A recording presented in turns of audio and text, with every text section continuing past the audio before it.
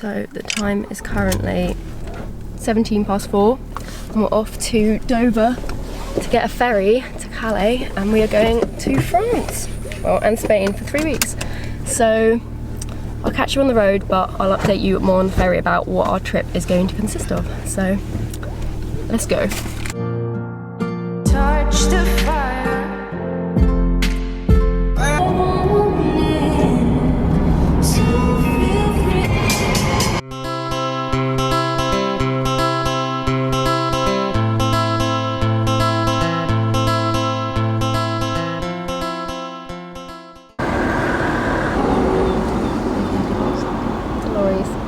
Good morning everyone, hope you're all great. We are currently sat at Calais.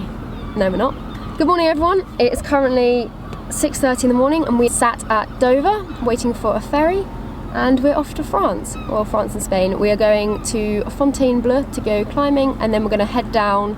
We're going to go to Carcans, go surfing. We're going to go to a place called Moliettes, just south, I think, of Carcans, go surfing there. Then we're going to head to the north of Spain to a place called Las Arenas and go hiking, diving, surfing there, and then head back up to a Parc de National and then back home. So we're going to be out here for about 3 weeks and really excited to take you along with me on our adventures in a camp. So yeah, I will see you on the ferry.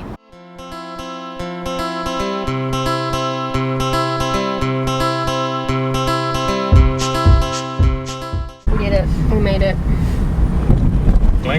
Let's head to Font. It's mine, because I mean, if we've been to 200 pizzerias, we have to picture there's at least 5 pizzas per pizzeria. After listening to a pizza podcast, we got into a bit of a pickle.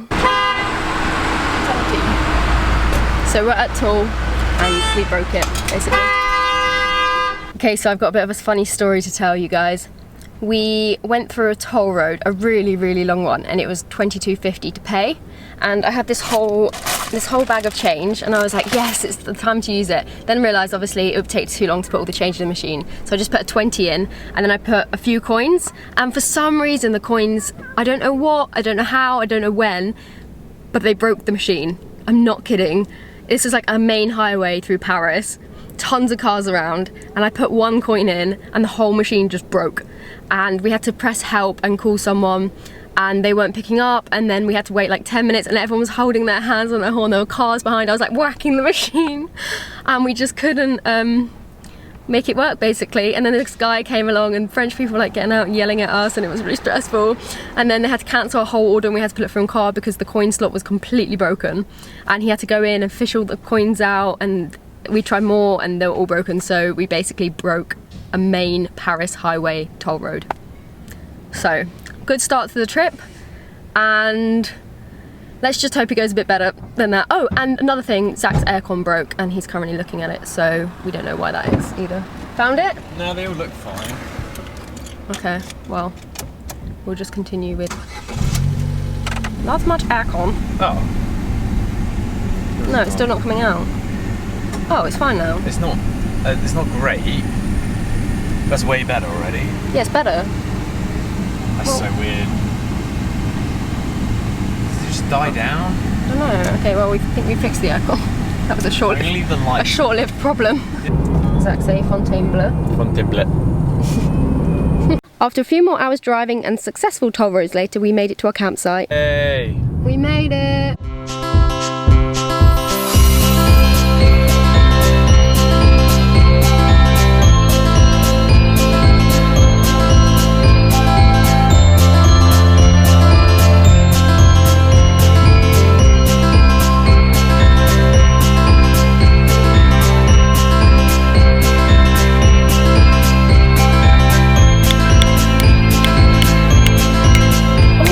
Floating in my wine. Oh really? It's okay.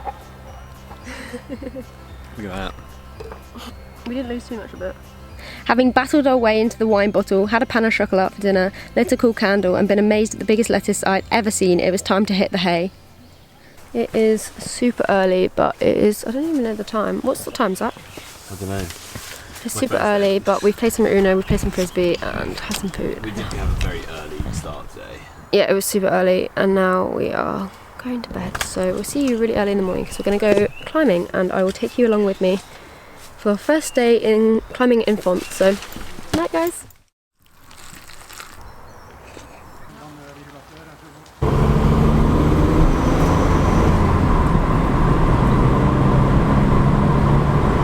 Let's go climbing. Is this what you call off the beaten track? First bouldering area we headed to was Basse Curvier. We had heard that there were routes for all abilities and the climbing was epic. However, wanting to save a few euros, we chose not to buy a guide for the area, meaning a lot of confusion, getting lost and trying routes a bit out of our ability. Oh, well done. Hello. So we figured something out after trying to go around the other place for ages and not really being able to find the colour grades or routes or anything without a book, so we had to pop into town and finally cave in to get a book. So we're currently, there's a big map there, we are currently at number 10, which is, it looks like this, so there's all these different routes, and then on the actual, that's the boulder, and all the routes go like up there, and there's all kind of little dots. I'll show you a dot, like that. And are there any numbers on these ones? Oh yeah, there's one kind of rubbed up here. This one's called number 13 and it points up, so that means it goes up like that. So we're going to kind of use this as our base for a little bit.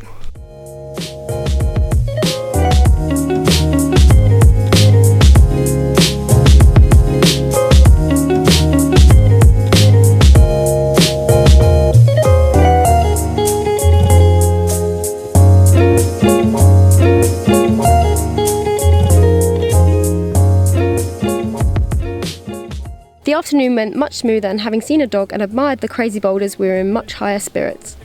Elephant, there's its face. Its trunk goes down. That's really cool.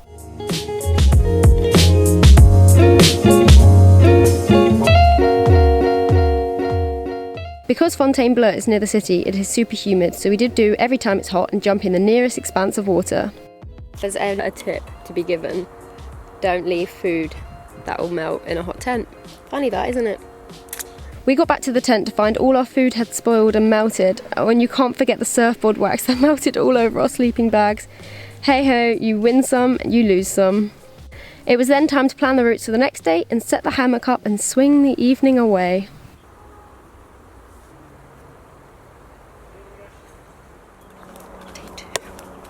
Okay, so we have just got to 12, which looks like, so it has 3 routes and then a 6A around there. Looks like this.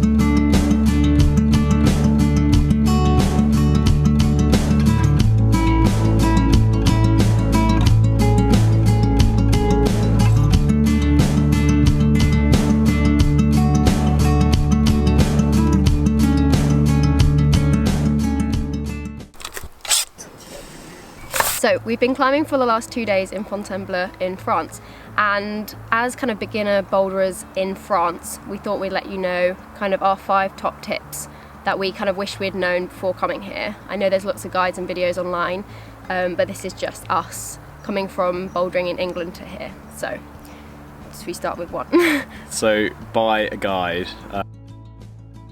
We thought we could get away with not having one, but it's really hard to like navigate the bouldering fields. Google Maps does little for showing you where like all the boulders are and everything like that, because it's like mostly like treed and wooded areas and doesn't show you exactly where everything is. And a lot of the like the signs on the boulders, or like the arrows to like show where different routes are pretty worn and like rubbed out, so it's not the easiest thing to find.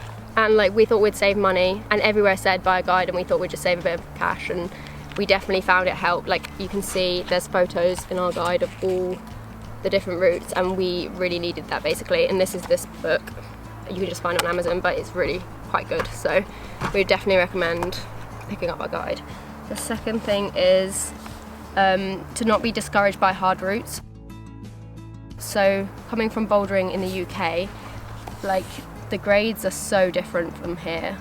We were both climbing like harder grades in England, like much harder, like higher grades, weren't we? Yeah. Than here. At first felt a bit discouraged about our ability here, but then you have to remember it's got a completely different grading system, and people had it's like half the level, because what we were doing like V7, V8 in England, yeah, and here it was like 3, 4, 3C to like 4A. Yeah, it's maybe. it's like quite a lot harder here. Like the holds are completely different. In England you have a lot of kind of, especially on overhangs, you have a lot of holds you can put your hands all the way around, and here there's just nothing like that. Basically it's all like on your fingers, and yeah, it's quite a lot.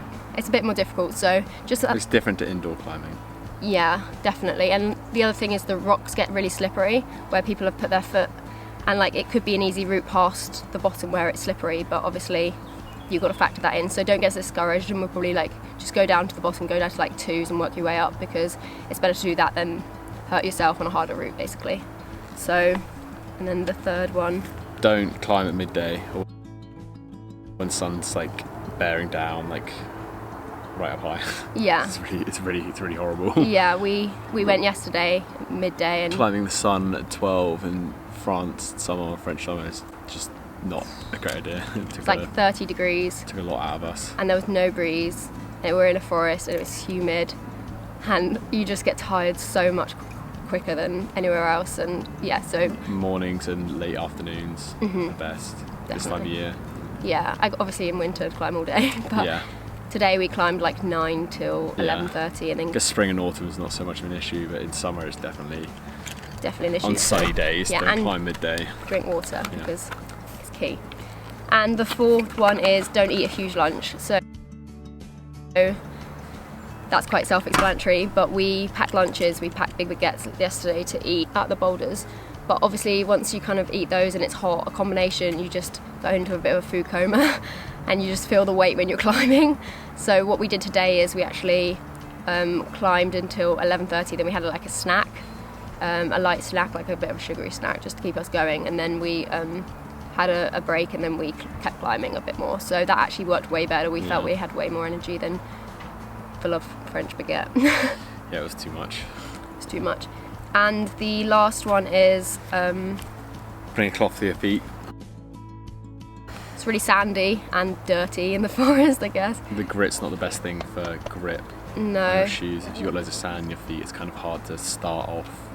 Or just, I don't know, brush them on your climbing mat or something. Yeah, try and get some like an old rag or something, because the other thing is like when sand gets in your climbing shoes, because they're so tight, it will just rub and be sore, and sore feet is just a recipe for like a bad It's for climb. the boulders as well, because if you've got sandy feet, it erodes them quicker apparently, and so if you clean all this dirt off your shoes, it kind of helps preserve it a bit more. Yeah, definitely, and not create slippery patches like we kind of found today. So yeah, top 5 tips. Hopefully this will help someone out there. So it is the last day of being in Font, so we decided to wake up early, pack down most of the tent, and head back to Elephant for a few climbs for only 1 or 2 hours, and then we're going to go back, pack up, and head to Carcans. So see you climbing. I think because it's Monday morning and a lot of people came away for the weekend, Friday to Sunday, it's absolutely dead here. We are literally the only souls in the forest. It's pretty incredible to be up early and just listen to the sounds of nature and be so alone here. Pretty crazy.